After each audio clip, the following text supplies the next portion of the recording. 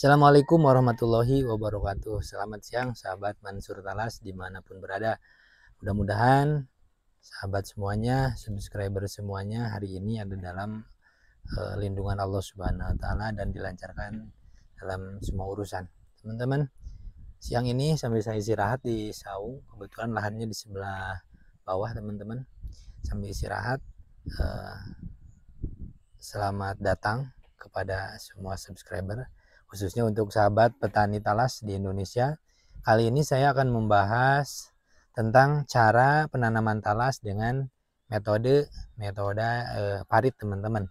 Kalau di video sebelumnya saya membahas tentang metode penanaman dengan sistem gali lubang. Nah, sekarang metodenya di parit. Jadi bagaimana sih caranya dan nanti keunggulannya bagaimana cara menanam talas itu dengan metode parit dan tahapannya bagaimana. Nah, di sini kebetulan saya lagi ada penanaman sedikit teman-teman untuk sampel, nanti bisa dilihat. Untuk penanaman metode di lubang ya, di lubang di parit seperti ini sangat tidak repot teman-teman. Jadi meminimalisir juga tenaga kita, tenaga yang mengerjakan lahan teman-teman. Oke teman-teman, ikuti terus videonya dari awal sampai akhir. Teman-teman sahabat Mansur Talas dimanapun berada, untuk sistem atau metode penanaman talas ini banyak sekali cara atau banyak sekali yang yang digunakan oleh petani talas khususnya di Indonesia. Contoh misalkan ada teman saya yang ada di Bangka Belitung atau di Kepulauan Seribu. Jadi mereka menanam talas dengan cara ini teman-teman, pakai kayu besar dan nanti tanahnya dilubangi dengan kayu itu, kemudian si bibitnya langsung dimasukkan. Ada juga yang seperti itu. Ada juga yang pakai gali lubang, ada juga yang pakai parit, dan teman-teman ada juga yang sama sekali tidak pengolahan tanah dulu. Lahan yang banyak gulma juga langsung mereka melubangi lahan tanah dan langsung dimasukin bibit. Nah teman-teman, untuk penanaman talas ini memang bagaimanapun caranya, metode apapun yang digunakan untuk penanaman talas ini dia akan hidup dan akan tumbuh teman-teman. Tetapi kita harus melihat dulu cocoknya yang mana untuk ketika kita menanam talas ini. Contoh saya seperti di sini mencontohkan dan menggunakan metode yaitu parit teman-teman. Nah ini alasannya karena memang lahan di sini lahannya sangat keras teman-teman, karena sawah kering, dan saya garpu dulu semua, kemudian saya bikin parit, dan saya di parit menanam talas dan di guludannya menanam ubi jalar. Ini ada alasannya juga teman-teman. Nah teman-teman, untuk teman-teman yang ingin menanam talas, boleh metode apapun boleh silahkan dilakukan, dan boleh lihat referensi di YouTube bagaimana cara penanaman talas, dan nanti hasilnya teman-teman bisa membandingkan dan juga bisa melihat hasil panen dari metode penanaman talas teman-teman.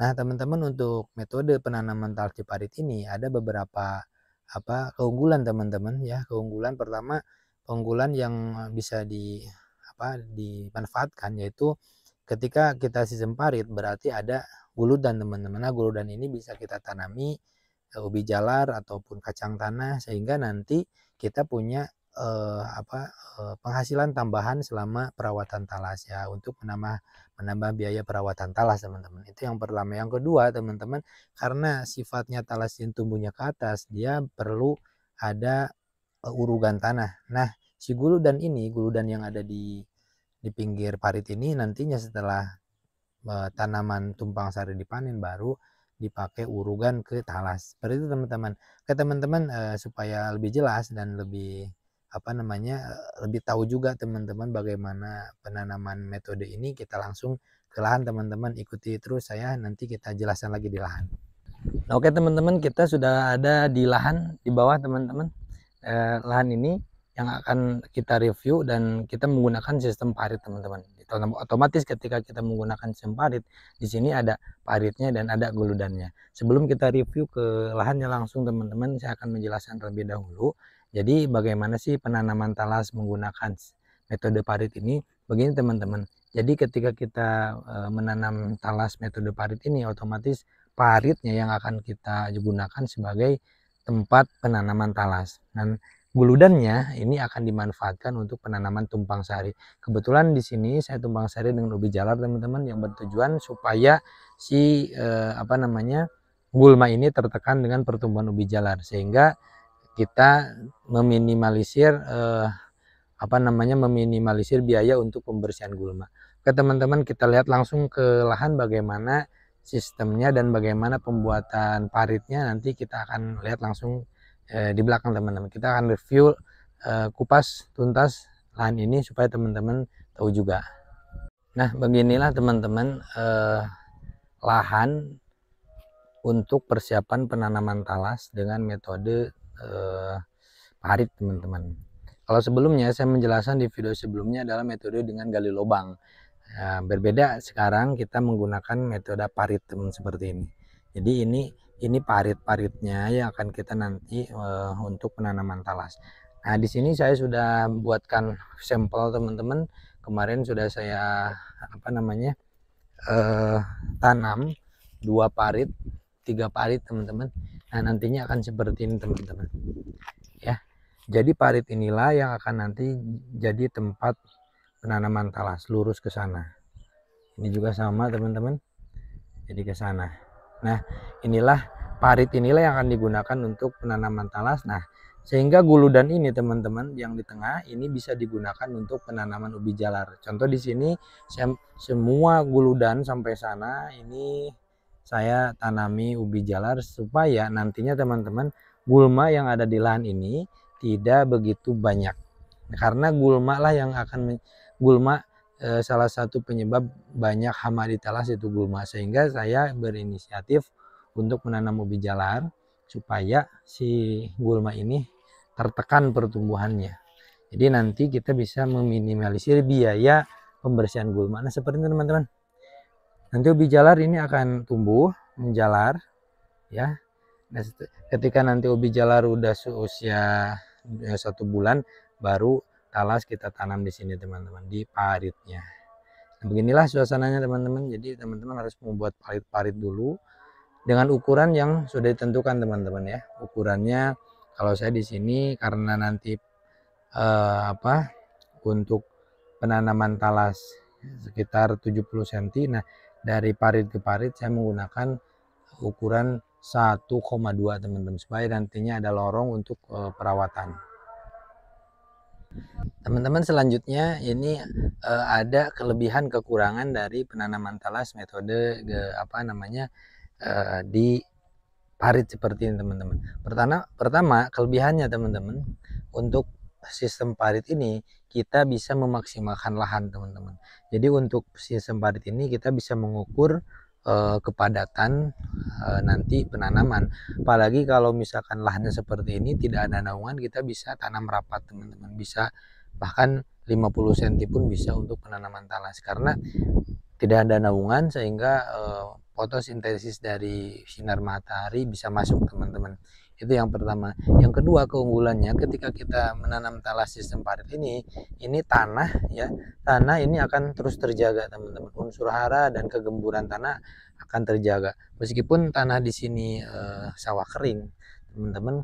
Kenapa saya menggunakan separit ini? Karena nanti target saya 2 atau 3 kali penanaman talas ini sudah gembur maksimal teman-teman. Karena sebelum kita membuat parit ini semua tanah digarpu, dibalikan yang di dasar jadi di atas teman-teman, sehingga menjadilah parit seperti ini. Dan nantinya ini keuntungannya bisa menggemburkan tanah ya. Jadi akan terus continue, karena nanti gini teman-teman, yang tadinya parit ketika ditanam talas ya, yang tadinya parit dia akan menjadi guludan, sebaliknya yang guludan akan menjadi parit. Akan terus seperti itu ketika kita berulang kali penanaman talas. Kita membuat guludan itu hanya buat parit dan guludan 1 kali. Nanti termin kedua kita hanya perlu membalikan teman-teman, yang tadinya parit menjadi guludan, yang tadinya guludan menjadi parit. Karena seperti ini, ketika kita menanam talas di parit teman-teman, di parit ini nanti ketika ubi jalar panen, maka si guludan ini tanahnya kita pakai untuk tanahnya kita pakai untuk menimbun si talas ini ya. menguruk talas ini. Jadi nanti guludan ini akan menjadi parit, dan parit akan teruruk oleh tanah bekas panen ubi. Akhirnya akan terbalik, dan tadinya parit menjadi guldan, yang tadinya guldan akan menjadi parit.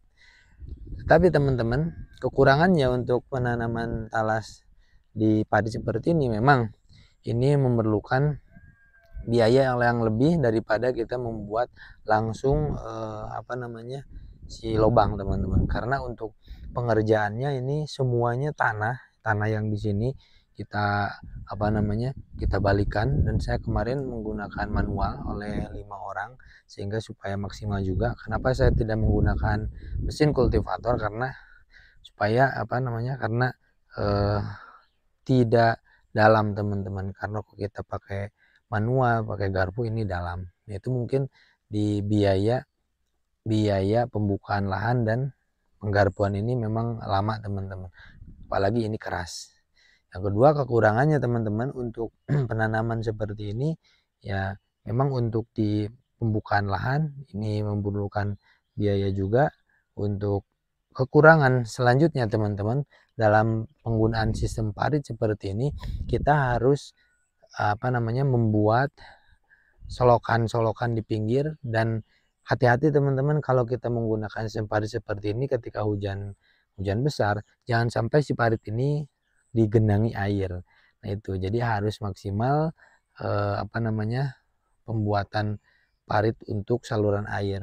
Karena kalau misalkan kita membuat sistem parit seperti ini dan tidak diperhatikan saluran airnya, sehingga nantinya si paritnya akan terpenuhi air, dan sehingga si talasnya nanti tidak akan maksimal pertumbuhannya, teman-teman. Oke teman-teman, terima kasih sudah menonton video saya dari awal sampai akhir. Mudah-mudahan ini menjadi motivasi untuk para petani talas dimanapun berada.